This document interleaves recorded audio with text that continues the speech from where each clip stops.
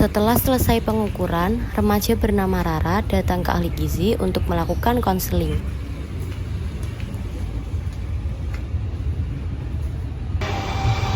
Selamat Ibu. Terima kasih. Selamat pagi, Bu. Selamat pagi Rara. Perkenalkan, nama saya Jessica, selaku ahli gizi perwakilan dari Puskesmas untuk memandu sesi konseling pada posyandu remaja kali ini. Senang bertemu Rara hari ini. Nah, sebelumnya bisa diceritakan nggak tentang kegiatan sehari-hari Rara itu bagaimana? Misalnya kayak kuliah, kerja, atau bagaimana? Kalau buat saat ini lagi sibuk kuliah sih, Bu. Wah, di jurusan apa nih? Sepertinya kan kayak kuliah itu capek gitu. Benar banget. Kalau aku jurusan teknik kimia. Jadi wah sibuk banget, hektik Oh iya. Oke, selanjutnya kita lanjutkan ya. Jadi untuk sesi konseling ini sendiri itu tujuannya untuk mengetahui tentang kebiasaan Rara sehari-hari seperti kebiasaan pola makan, kebiasaan tidur, kebiasaan aktivitas fisik seperti itu. Jadi itu untuk mengontrol bagaimana asupan zat gizi yang ada di tubuh Rara itu sudah mencukupi atau belum, karena zat gizi yang optimal sendiri itu bisa mendukung kebugaran tubuh agar Rara itu tidak capaian kuliah atau sebagainya seperti itu. Nah, sebelum kita mulai, apakah Rara bersedia untuk berbicara secara terbuka mengenai kebiasaan pola makan Rara, kebiasaan yang lain Rara? Saya sih berharap di sini kita bisa berdiskusi atau berbicara santai agar kita bisa menemukan solusi kita secara bersama-sama. Saya bersedia, Bu. Baik, mungkin untuk sesi konseling kali ini saya memberikan kontrak waktu selama 15 menit ya. Oke. Nah, tadi kan sebelum masuk ke sesi konseling ini, sebelumnya kan ada sesi pengukuran oleh kader ya. Untuk berat badan dan tinggi badan Rara sendiri berapa ya? Buat berat badan terakhir 65 kilo. Buat tingginya 160 cm sih, Bu. Oh, kalau dilihat dari IMD-nya sepertinya Rara sudah memasuki overweight ya, dan bisa beresiko untuk obesitas.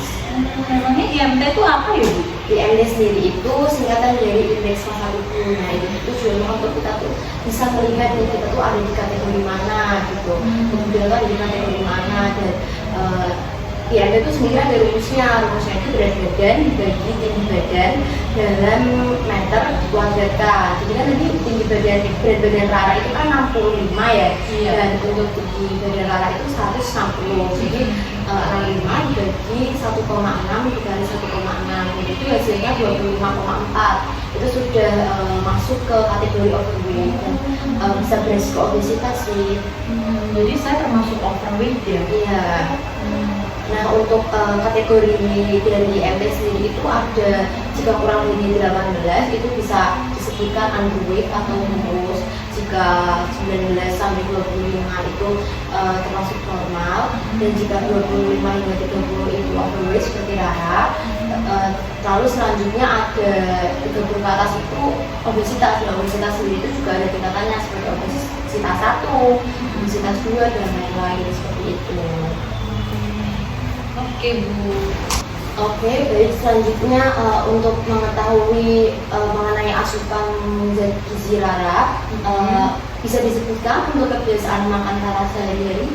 Oke, kalau saya biasanya makan 2 kali sehari aja karena paginya kan kelas. Nah, buat 1 kali makan itu biasanya seukuran 1,5 centong nasi.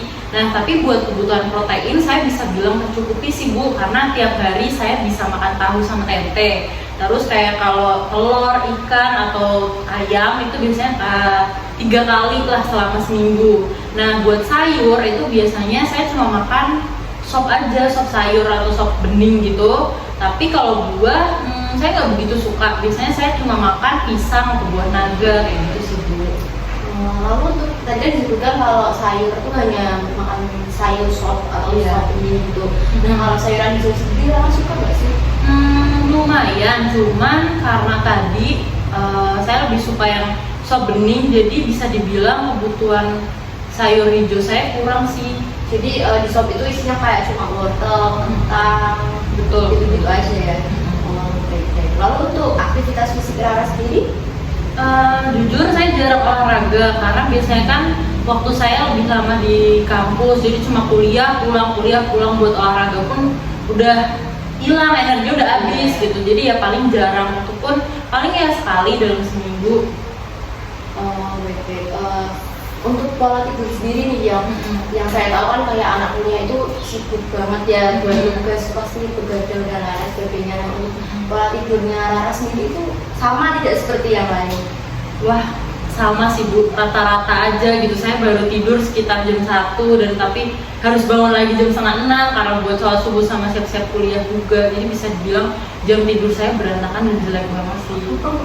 Baik, bisa disimpulkan ya dari perbincangan kita tadi bahwa Rara itu sebenarnya sudah mendapatkan asupan gizi yang cukup dari karbohidrat itu tadi dari nasi, terus tadi juga untuk protein juga sudah cukup seperti protein hewani ayam, telur, tadi juga ada tahu dan tempe.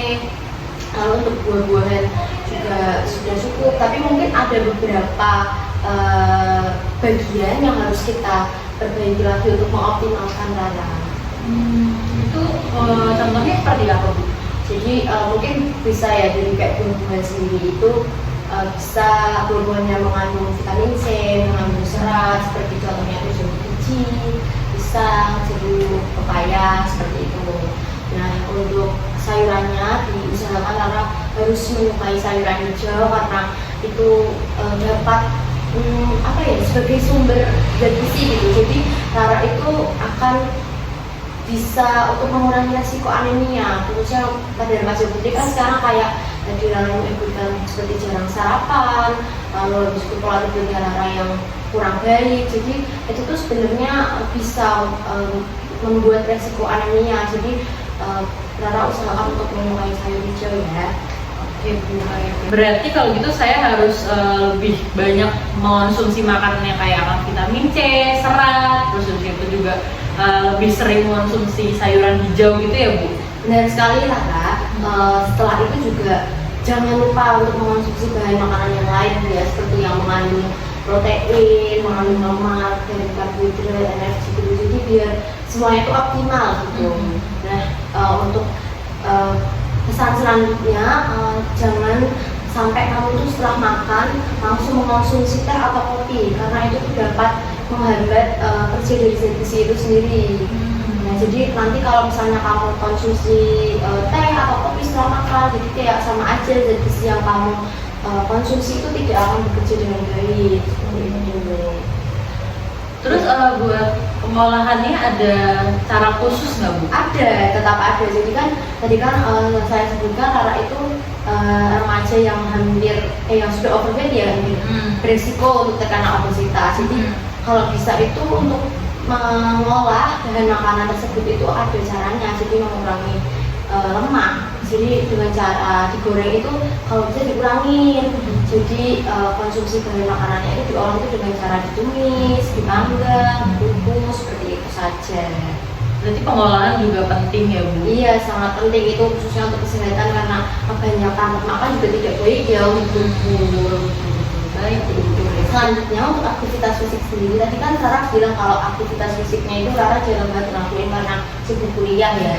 Jadi dari saya itu menyarankan untuk bisa melakukan aktivitas fisik ringan seperti jalan kaki, bersepeda, renang. Nah itu tuh kalau bisa dilakukan 3-4 kali dalam seminggu dan jarak waktunya itu sebentar aja kok, cuma 15-30 menit. Baik Bu, berarti saya akan berusaha buat jalan pagi lah sebelum kuliah ya. Nah itu pilihan yang bagus Rara. Jadi aktivitas fisik yang ringan itu juga bisa loh untuk mengembangkan daya tahan tubuh Rara biar Rara itu tidak cepat capek, tidak cepat lemas, pusing seperti itu. Baik, siap. Oke Rara, jadi tadi kan kita udah kayak bahas banyak banget tuh secara garis besar. Nah di sini tuh saya ingin meringkas menggunakan refleks dari posyandu langsung mengenai gizi seimbang seperti itu. Nah gizi seimbang sendiri itu merupakan susunan makanan sehari-hari yang mengandung zat gizi dalam jumlah dan jenis yang sesuai dengan kebutuhan Rara sendiri. Nah, di sini juga ada 10 pesan gizi seimbang dan tadi itu saya meng-highlight di bagian Rara itu jarang sarapan karena kesibukan Rara di kuliah tadi ya karena berangkat pagi. Nah, di 10 pesan gizi seimbang itu ada di bagian poin 6 itu ada biasakan sarapan pagi Jadi Rara usahakan mulai saat ini untuk dapat sarapan pagi. Jadi biar makannya itu 3 kali dalam sehari biar optimal aja gitu dan isinya. Lalu mengenai isi piringku nih, nah udah pernah dengar tentang isi piringku? Belum. Nah mungkin pembagiannya juga yang belum ya. Jadi di sini tuh dalam satu piring itu dibagi menjadi setengah. Jadi ada di sisi kanan dan di sisi kiri. Nah yang setengah itu berisi 2/3 dari setengah piring itu ada karbohidrat, lalu 1/3 dari setengah piring itu ada protein. Itu isinya ada hewani dan nabati. Hewani itu bisa ikan, bisa telur, nabati itu bisa tahu, tempe, seperti itu. Nah di sisi sebelahnya lagi itu ada sayur dengan 2/3 bagian juga, dan ada 1/3 bagian dari setengah itu. Nah selain itu, selain makanan juga kunci seimbang itu ada aktivitas fisik yang saya sebutkan tadi. Itu aktivitas fisik itu bisa dilakukan 3-4 kali dalam seminggu. Bisa aktivitas fisik renang, lari, jalan kaki santai seperti pilihan antara tadi itu baik untuk mengoptimalkan daya tahan tubuh juga. Lalu ada pengolahan bahan makanan tadi yang sudah saya sebutkan, karena harus mengurangi bahan makanan yang dengan cara digoreng seperti itu. Jadi kalau misalnya dipanggang, dikukus, ditumis seperti itu. Dan dari sesi konseling kali ini adakah yang ingin ditanyakan? Sejauh ini belum sih Bu, tapi misal nanti saya mau nanyain boleh ya kalau menghubungi Ibu lagi gitu? Oh sangat boleh dong, nanti bisa menghubungi saya atau bisa datang ke posyandu di bulan depan, atau bisa datang ke puskesmasnya langsung juga bisa. Siap, nanti saya bakal datang ke posyandu remaja lagi bulan depan. Oke Rara, tadi kan Rara bilang mau datang ke posyandu remaja bulan depan ya. Nah oke, jadi Rara bisa nyimpulin nggak nih kurang lebih yang apa yang kita bicarakan dari sesi konseling pada pagi ini? Oke, mungkin yang aku simpulin dari pembicaraan kita tadi itu diantaranya fokus yang paling utama adalah dengan meningkatkan zat besi aku, terus habis itu aku juga harus lebih banyak konsumsi makanan yang mengandung vitamin C, zat besi, terus habis itu juga sayur-sayuran hijau jangan lupa, terus diperhatiin juga buat cara pengolahan makanannya, diusahakan yang goreng-goreng itu dikurangin terlebih dahulu, diutamakan kayak dipanggang atau mungkin dikukus kayak gitu.